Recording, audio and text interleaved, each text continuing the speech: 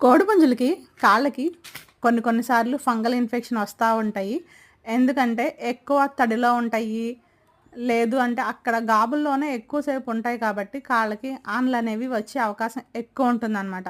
అలాంటి సిచ్యువేషన్‌లో మేము ఈ ఫంగల్ ఇన్ఫెక్షన్‌కి గానీ, ఆనలకు గానీ ఏం చేస్తామంటే ముందుగా కల్లుప్పుని తెప్పించేసుకుంటాము. కల్లుప్పుని తెప్పించుకొని ఇలా గాబులన్నిటిలో కింద ఉప్పనేది పరిచేసుకుంటాం అనమాట.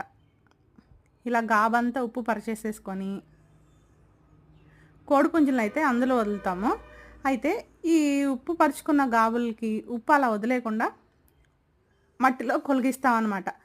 మట్టిలో కొలిగించుకోవడం వల్ల 4, 5 రోజులు అలాగే ఉండిపోతుందనమాట. కోళ్ళు అందులో వేయడం వల్ల ఈ ఆనల సమస్యలనేవి ఒక 4, 5 డేస్‌కి తగ్గిపోతాయన్నమాట.